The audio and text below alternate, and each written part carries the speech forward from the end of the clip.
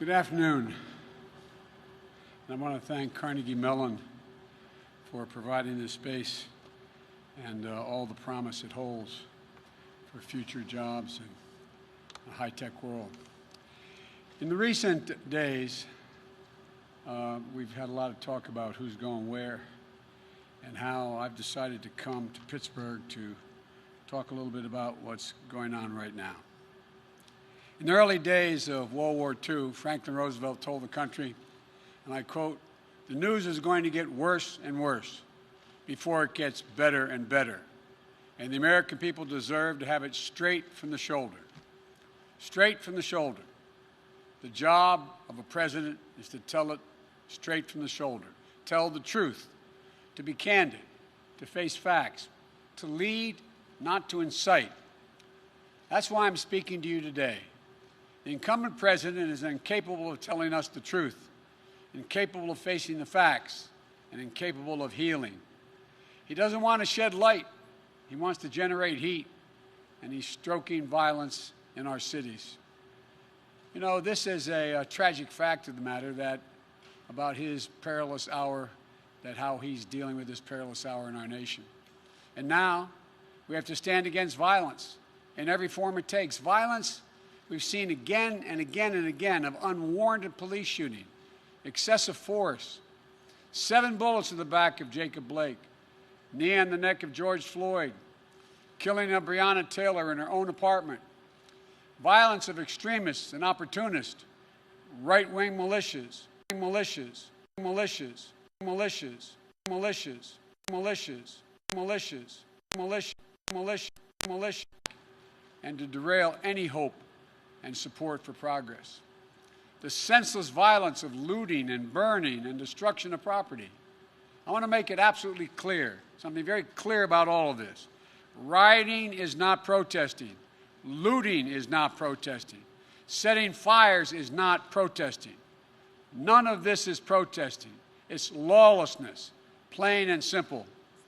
And those who do it should be prosecuted. Violence will not bring change. It'll only bring destruction. It's wrong in every way. It divides instead of unites.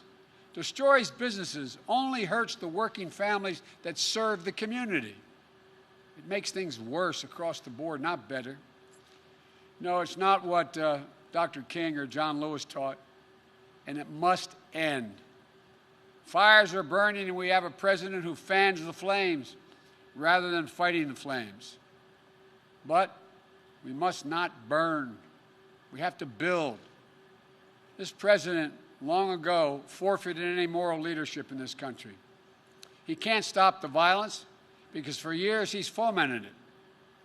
You know, he may believe mouthing the words law and order makes him strong, but his failure to call on his own supporters to stop acting as an armed militia in this country shows how weak he is. Does anyone believe there'll be less violence in America if Donald Trump is reelected? We need justice in America. We need safety in America. We're facing multiple crises. Crises under Donald Trump have kept multiplying. COVID, economic devastation, unwarranted police violence, emboldened white nationalists, a reckoning on race, declining faith in the birth and of the right American future. There's no reason why we can't just do so much more than we're doing. The common thread, the incumbent president who makes things worse, not better. An incumbent president who sows chaos rather than providing order. An incumbent president who fails in the basic duty of the job, which is to advance the truth that all of us know, that we're all born with the right to life, liberty, and pursuit of happiness. That's right, all of us. The moms and dads in Scranton, where I grew up, who have worked and scraped for everything they've ever gotten in life.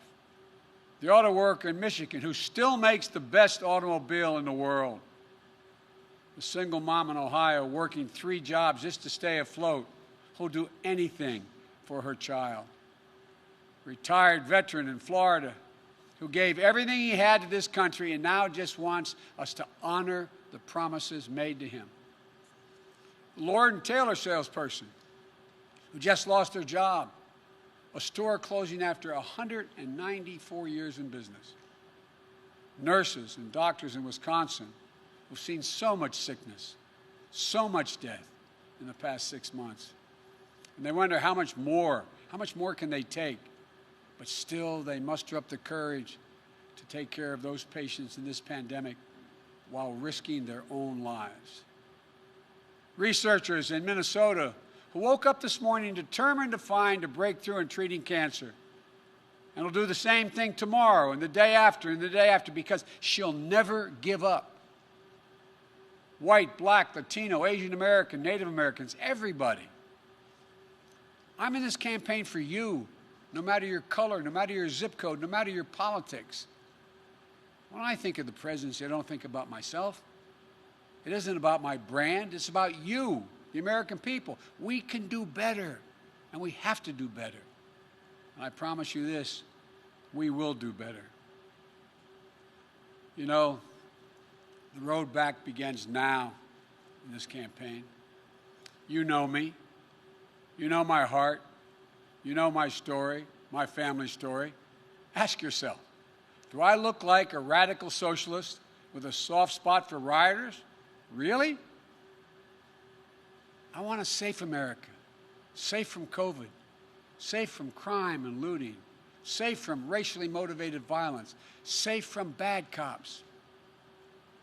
Let me be crystal clear, safe from 4 more years of Donald Trump. I look at this violence and I see lives and communities and the dreams of small businesses being destroyed and the opportunity for real progress on the issues of race and police reform and justice being put to the test. Donald Trump looks at this violence and he sees a political lifeline. Having failed to protect this nation from the virus that has killed more than 180,000 Americans so far, Trump posts an all-caps tweet screaming, "Law and order," to save his campaign. One of his closest political advisors in the White House doesn't even bother to speak in code. She just comes out and she says it. Quote, "The more chaos, violence, the better it is for Trump's reelection." Just think about that. This is a sitting president of the United States of America. He's supposed to be protecting this country, but instead he's rooting for chaos and violence. The simple truth is, Donald Trump failed to protect America. So now he's trying to scare America. Since Donald Trump and Mike Pence can't run on the record that has seen more American deaths to a virus, this virus, than the nation suffered in every war since Korea combined. Since they can't run on their economy that has seen more people lose their jobs than any time since the Great Depression. Since they can't run on the simple proposition of sending our children safely back to school. Since they have no agenda or vision for a second term. Trump and Pence are running on this, and I find it fascinating. Quote, "You won't be safe in Joe Biden's America." And what's their proof? The violence we're seeing in Donald Trump's America. These are not images of some imagined Joe Biden America in the future. These are images of Donald Trump's America today. He keeps telling you, if only he was president, it wouldn't happen. If he was president. He keeps telling us that he was president, you'd feel safe. Well, he is president, whether he knows it or not. And it is happening. It's getting worse. And you know why? Because Donald Trump adds fuel to every fire. Because he refuses to even acknowledge that there's a racial justice problem in America. Because he won't stand up to any form of violence. He's got no problem with right-wing militia, white supremacists, and vigilantes with assault weapons, often better armed than the police, often in the middle of the violence at the protesters and aiming it there. And because tens of millions of Americans simply don't trust this president to respect their rights, to hear their concerns, or to protect them. It doesn't have to be this way. When President Obama and I were in the White House, we had to defend federal property. We did it. We didn't see it. You didn't see us whipping up fears around the deployment of secret federal troops. We just did our job, and the federal property was protected. When President Obama and I were in office, we didn't look at cities as Democratic or Republican run. These are American cities. But Trump doesn't see himself as president for all of America. Frankly, I believe if I were president today, the country would be safer and we'd be seeing a lot less violence. And here's why. I have said we must address the issue of racial injustice. I've personally spoken to George Floyd's family and to Jacob Blake's family. I know their pain, and so do you. I know the justice they seek, and so do you. They've told us none of this violence respects or honors George or Jacob. I believe we can bring these folks fighting for racial justice to the table. I've worked with police in this country for many years. I know most cops are good, decent people. I know how they risk their lives every time they put that shield on and go out the door. And I'm confident I can bring the police to the table as well. I'd make sure every mayor and governor had the support they needed from the federal government, but I wouldn't be looking to use the United States military against our own people. If I were president, my language would be less divisive. I'd be looking to lower the temperature in this country, not raise it. I'd be looking to unite the nation. But look, if Donald Trump wants to ask the question, who will keep you safer as president? Let's answer that question. First, some simple facts. When I was vice president, violent crime fell 15% in this country. We did it without chaos and disorder. And yes, we did it with Democratic mayors in most of the major cities in this country. The murder rate now is up 26% across the nation this year under Donald Trump. Do you really feel safer under Donald Trump? COVID has taken this year, just since the outbreak, has taken more than 100 years. Look, here's the lives, when you think about it, more lives this year than any other year for the past 100 years. More than 180,000 lives in just 6 months. An average of 1,000 people dying every day in the month of August. Do you really feel safer under Donald Trump? Mr. Trump, you want to talk about fear? Do you know what people are afraid of in America? They're afraid they're going to get COVID. They're afraid they're going to get sick and die. And that is in no small part because of you. We're now on track to more than 200,000 deaths in this country due to COVID. More than 100,000 seniors have lost their lives to the virus. More cops have died from COVID this year than have been killed on patrol. Nearly 1 in 6 small businesses is closed in this country today. Do you really feel safer under Trump? What about Trump's plan to destroy the Affordable Care Act? And with it, the protections for pre-existing conditions that impacts more than 100 million Americans. Does that make you feel safer? Or how about Trump's plan to defund Social Security? The Social Security Administration's chief actuary just released a report saying that if a plan like the one Trump is proposing goes into effect, the Social Security Trust Fund would be, and I quote, permanently depleted by the middle of calendar year 2023, with no ability to pay benefits thereafter. Put it plainly, Trump's plan would wipe out Social Security, period. You feel safer and more secure now? The fear that reigns under this president doesn't stop at our shores. The Kremlin has put bounties on the heads of American soldiers. And instead of telling Vladimir Putin that there'll be no putting up with this, that there'll be a heavy price to pay, they dare touch an American soldier. This president doesn't even bring up the subject in his multiple phone calls with Putin. Been reported that Russian forces just attacked American troops in Syria, injuring our service members. Did you hear the president say a single word? Did he lift one finger? Never before has an American president played such a subservient role to a Russian leader. It's not only dangerous, it's humiliating and embarrassing for the rest of the world to see. It weakens us. Not even American troops can feel safer under Trump. Donald Trump's role as a bystander in his own presidency extends to the economic plan and pain. The plan he doesn't have and the pain being felt by millions of Americans. He said this week, and I quote, "You better vote for me or you're going to have the greatest depression you've ever seen."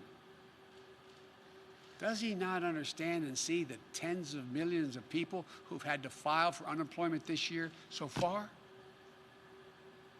The people who won't be able to make next month's rent payment? The people who lost wages while the cost of groceries have gone up dramatically? President Obama and I stopped the Depression in 2009. We took a bad economy that was falling and turned it around. Trump took a good economy and drove it back into the ditch.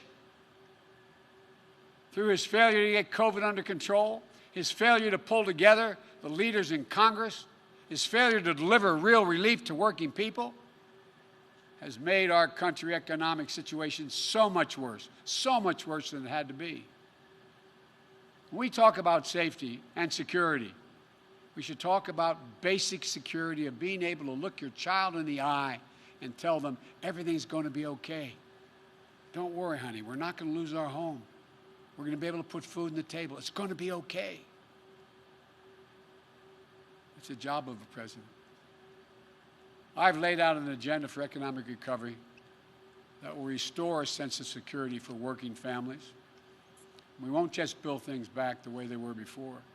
We're going to build them back better with good-paying jobs, building our nation's roads, bridges, solar arrays, windmills, with investments in our health care and child care workers so they get the pay and dignity they deserve while easing the financial burdens on millions of families. With a clean energy strategy that is a place for the energy workers right here in Western Pennsylvania. I am not banning fracking. Let me say that again. I am not banning fracking, no matter how many times Donald Trump lies about me. This future, the future, that's what this is all about. You know, we hear Donald Trump's self-centered rants and riffs, but the voice of Americans should be heard. The one you should listen to is Julia Jackson, the mother of Jacob Blake. Hers is a voice of courage, character, and wisdom. In looking at the damage that has been done in her city, she said, quote, "The violence and destruction doesn't reflect my son or my family." These are the words of a mom, a mother, whose son had just been shot 7 times in front of his children, badly injured, paralyzed, perhaps permanently. And even as she seeks justice for her son, she's pleading for an end to the violence and for this nation to heal. She said she was praying for her son. Then she said something to me that surprised me. She said she was praying for all police officers. She said she was already been praying for America even before her son was shot. She's publicly asked all of us to examine our hearts. Citizens, elected officials, the police, all of us.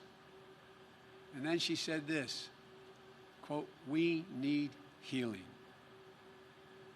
More than anything, that's what we need to do as a nation. We need to heal." The current president wants you to live in fear. He advertises himself as a figure of order. He isn't. and he's not been part of the solution thus far. He's part of the problem. The problem that I, as president, will give you my all resolve to stop. I'll deal with the virus. I'll deal with the economic crisis. And I'll work to bring equality and opportunity to everyone. We've arrived at a moment in this campaign we all knew, including the press in front of me, knew we'd get to. The moment when Donald Trump would be so desperate he'd do anything to hold on to power. Donald Trump has been a toxic presence in our nation for 4 years, poisoning how we talk to one another, poisoning how we treat one another, poisoning the values this nation has always held dear, poisoning our very democracy. Now, in just a little over 60 days, we have a decision to make. Will we rid ourselves of this toxin? Or will we make it a permanent part of our nation's character? You know, as Americans, I'm confident we believe in honesty and decency, treating everyone with dignity and respect, giving everyone a fair shot, leaving no one behind, giving hate no safe harbor, and demonizing no one. We up to now always recognize there's something bigger than ourselves as we're about. Trump doesn't seem to believe in any of that. Look, I've said it before and I'll keep saying it. America's an idea. It's the most powerful idea in the history of the world. And I believe it beats in the hearts of the people of this country. All men and women are created equal. And they deserve to be treated equally. Trump has sought to remake this nation in his image. Selfish, angry, dark, and divisive. This is not who we are. At her best, America has always been. And if I have anything to do with it, will be again generous, confident, an optimistic nation, full of hope and resolve. Donald Trump is determined to instill fear in America. That's what his entire campaign for the presidency has come down to, fear. But I believe Americans are stronger than that. I believe we'll be guided by the words of Pope John Paul II, words drawn from the Scriptures. Be not afraid. Be not afraid. Fear never builds the future, but hope does. And building the future is what America does, what we've always done. In fact, it's what we have done best and continue to do best. This is the United States of America. There's not a single thing beyond our capacity when we decide to do it together. So let's get together. I want to thank you all. May God bless you, and may God protect our troops.